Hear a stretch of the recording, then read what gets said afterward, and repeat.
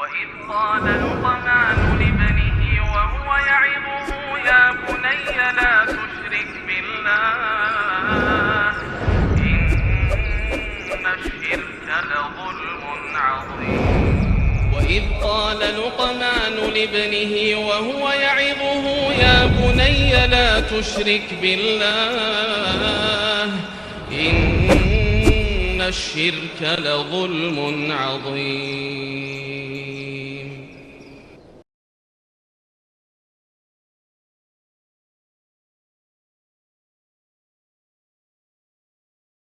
Kemudian ikhwah, selanjutnya ar-rajulu yuladu lahu wa laysa indahu ma ya'uqqu bihi yaumas sabi'i.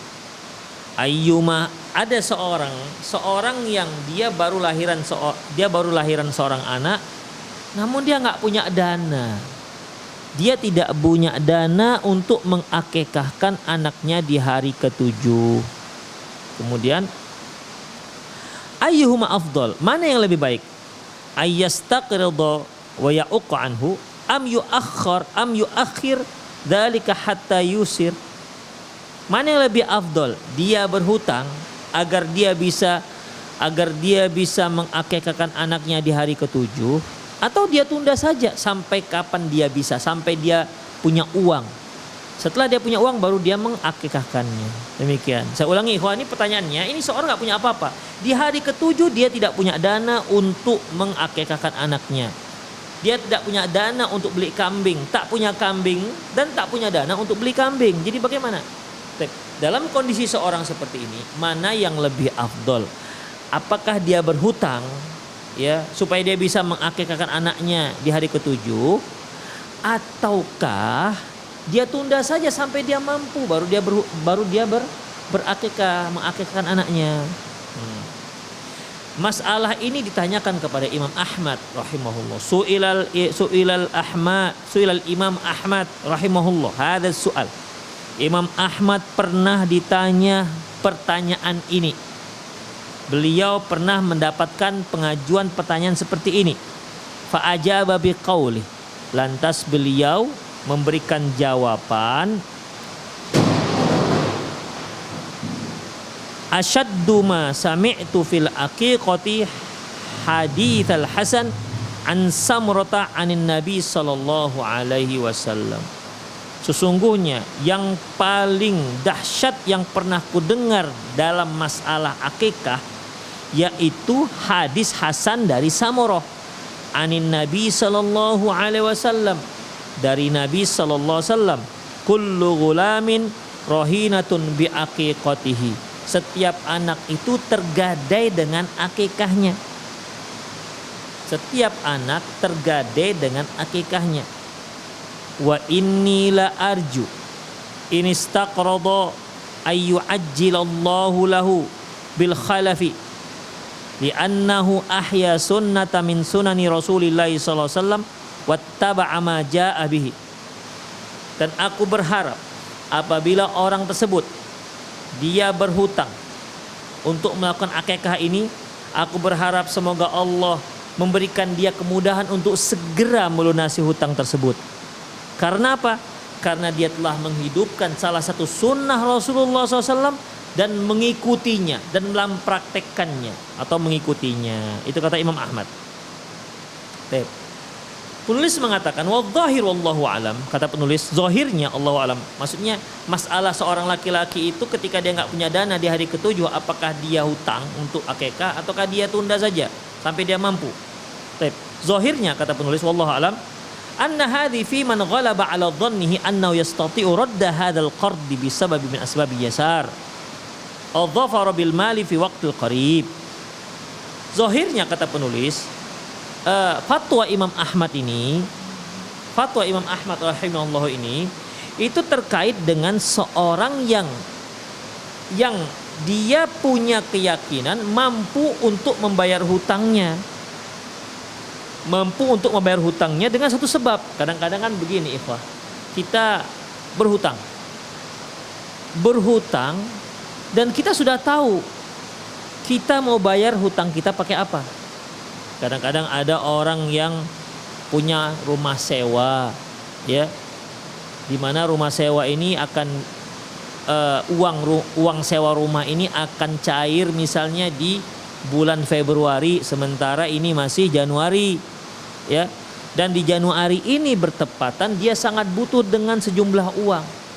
Akhirnya dia berhutang dan dia yakin di bulan Februari adalah sejumlah uang untuk melunasi hutang ini. Ya. Jadi kata penulis zohirnya Imam Ahmad berfatwa seperti ini itu terkait dengan orang-orang yang di mana dia yakin bahwasanya dia bisa bayar hutang. Mungkin dengan satu sebab seperti kita katakan tadi, mungkin adalah yang mau dijualnya ini kalau laku amanlah dia langsung lunaskan hutangnya, atau dia punya akan menerima sewa rumah atau menerima warisan apalah namanya, ya. Kemudian atau dia akan mendapatkan uang dalam waktu yang dekat. Demikian. Wa illa faman kana faqiran syadidan la yumkinu ayyumar syar'an biqtiradi summa yudayyi' huquqan nas ba'da dzalik. Kalau ternyata dia sendiri ketika berhutang tidak tahu dia mau lunaskan pakai apa. Ya. Dia berhutang, dia berjanji akan lunaskan hutangnya 3 bulan lagi. Tapi dia sendiri belum terfikir oleh dia lunaskan pakai apa. Paling dia bekerja yang mana tahu dapat rezeki nomplok, kemudian dia bisa lunaskan. Jadi ketika dia berhutang itu, dia nggak terfikir oleh dia, belum ada dalam benak dia itu lunaskannya pakai apa. Demikian. Ikhwah, saya kira masing-masing kita pernah berhutang lah, ya, pernah berhutang. Ketika kita berhutang kan kita punya ada dalam benak kita ini saya bisa bayar insya Allah dengan uang ini misalnya, atau nanti setelah saya gajian saya bayar. Ada uang untuk membayar hutang. Ada orang berhutang untuk kebutuhan dia sendiri nggak tahu tuh bagaimana cara melunasi hutangnya. Demikian. Sementara dia butuh ini, mungkin untuk uang sekolah anak, ya, mungkin untuk uang sewa rumah berikutnya tahun berikutnya, dan dia belum terbersit dalam pikirannya dilunasi pakai apa. Palingnya dicicil semoga bisa lunas. Begitu ikhwah. Ya. Orang yang nomor 1 tadi, yang pertama, di mana dia berhutang untuk kekah dan dia tahu pakai apa akan melunasi hutangnya, maka yang seperti ini itulah yang dikatakan Imam Ahmad. Saya berharap kalau dia berhutang dibolehkan. Ya. Tetapi kalau orang yang kedua, di mana dia orang fakir, nggak sanggup, dan kalaupun dia berhutang nggak tahu pakai apa dia akan melunasi hutangnya, orang yang seperti ini tidak disyariatkan untuk berhutang untuk mengakikahkan anaknya. Kenapa ikhwah? Karena bisa saja dia jika tak bisa melunasi hutangnya, akhirnya dia menyia-nyiakan hak orang. Itu kan hak orang, uang orang yang dia pinjam. Kemudian au ya'ishu tahta wata'ati hammid dain, atau dia hidup dalam tekanan hutang. Ikhwah, orang yang sering berhutang atau dia punya hutang dengan orang lain, itu bagaimanapun dia akan merasa sangat segan dengan orang yang dipinjami uangnya, dengan orang yang dia hutangin. Ya. Misalnya saya punya kebutuhan, saya berhutanglah dengan teman saya 10 juta. Kemudian sudah sampai waktunya belum juga saya bayar. Otomatis kan saya segan ketemu dengan dia. Itulah nasib orang yang berhutang. Ya. Jadi jangan sampai dia sendiri nggak tahu bagaimana membayar hutang, lantas dia berhutang untuk mengakekahkan anaknya. Sementara akekah ini kan sebenarnya syariat yang terkait dengan orang yang sanggup. Yang nggak sanggup ya sudah, tidak ada beban hukum bagi dia.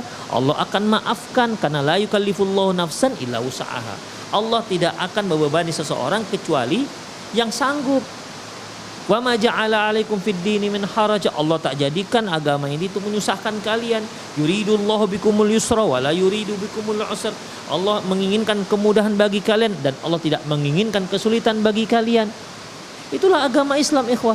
Jadi kalau seandainya orang yang nggak punya uang kemudian dia hutang, ya, nggak punya uang kemudian dia hutang untuk akekah, sementara dia juga nggak tahu pakai apa bayarnya, Ini namanya ikhwah membebani diri sendiri, sesuatu yang nggak diwajibkan oleh Allah Subhanahu wa taala kepada dia. Demikian. Belum lagi nanti mungkin tak terbayar, akhirnya hak orang terabaikan atau tersia-siakan. Atau dalam kondisi dalam tekanan hutang, mungkin jadi segan ketemu atau bagaimana. Kadang-kadang banyak ikhwah rahimallahu di awal ketika dia lagi semangat ngaji, kemudian ada yang jual jilbab lah, jual buku lah, akhirnya dia paksakan dirinya untuk berhutang. Dia hutang lah, dia mau baca buku dia hutang. Padahal nggak punya uang untuk bayarnya, atau dia cicil. Ikhwah, berapa banyak orang yang akhirnya nggak ngaji gara-gara dia punya hutang dengan temannya sepengajian, takut ketemu dengan dia. Demikian. Walaupun ada juga sih orang yang gablek ya. Dimana nggak peduli dia mau lewat waktunya, mau sudah ditengok-tengok orang yang telah memberi piutang juga dia santai aja, nggak ada nggak ada merasanya, ya wajahnya sudah wajah muka tembok, begitulah kira-kira ikhwan. Demikian. Ada orang seperti santai aja dia, sudah disindir-sindir, nggak juga. Ada yang seperti ini ya. Jadi ada yang tetap datang walaupun dengan wajah tembok, gitulah kira-kira. Nggak ada, ketika sudah sampai waktu pelunasan dia pun diam-diam aja, tidak minta maaf, tidak minta ditunda. Ada yang tiba-tiba menghilang seperti jin gara-gara nggak bayar hutang. Demikian ikhwan. Ya ini kan akhirnya merusak kehormatan dirinya sendiri. Ya, demikian ikhwan. Wa ma yatarattabu alaihi min kadzib wan nahwi. Dan nggak jarang orang yang berhutang ini suka dusta. Demikian. Ya, nggak jarang ikhwah. Makanya ya antara hutang dengan orang yang berhutang yang menyia-nyiakan hutangnya itu sering akhirnya berdusta. Itu dia. Wa qad qala an-nabiy sallam inna rajula idza gharama haddatha fakadzab wa'ada fa akhlaf. Muttafaqun alaih. Rasulullah katakan seorang itu kalau dia sudah berhutang, orang yang berhutang kata Rasulullah, kalau dia ngomong akan dusta. Kalau dia berjanji dia akan ingkari janjinya, pungkiri janjinya. Rasulullah bilang, muttafaqun alaih, hadis diriwayatkan oleh Imam Bukhari dan Muslim. Makanya ikhwah jangan berhutang, ya. Apalagi masalah akikah. Akikah itu kalau seandainya Anda nggak sanggup, udah nggak usah hutang. Kecuali seperti yang dikatakan oleh penulis tadi, kalau dia sebenarnya punya budget, ya untuk dibayar ya nggak apa-apa. Tapi kalau dia sendiri nggak tahu mau bayar pakai apa, maka jangan berhutang, karena itu akan membebani dirinya sendiri. Dan orang yang berhutang itu akan merusak nama baiknya, merusak kehormatannya, merusak izzahnya sebagai seorang muslim. Apalagi Rasulullah katakan inna rajula idza gharima, ya, inna rajula idza gharima hadatsa kadzib wa idza wa wa'ada wa akhlaf. Seorang itu kalau sudah berhutang namanya ya, ngomong nanti dusta, bohong. Kalau dia janji udah lewat janjinya. Itulah ikhwah rahiminallah wa iyyakum. Ya itu kesimpulannya mengenai mereka yang sudah sampai pada waktu akikah namun dia nggak sanggup, ya, maka dia tidak usah dia berhutang. Tunggu saja waktunya kapan dia sanggup. Namun kalau dia tahu dia punya budget yang akan dia dapati untuk melunasi hutang, artinya dia tahu persis dari mana dia bisa melunasi hutangnya, maka silahkan. Itulah yang dikatakan Imam Ahmad, semoga Allah memberi dia kemudahan karena dia telah menghidupkan salah satu sunnah Nabi SAW dan mempraktekkannya. Demikian ikhwah rahimanallahu wa iyyakum.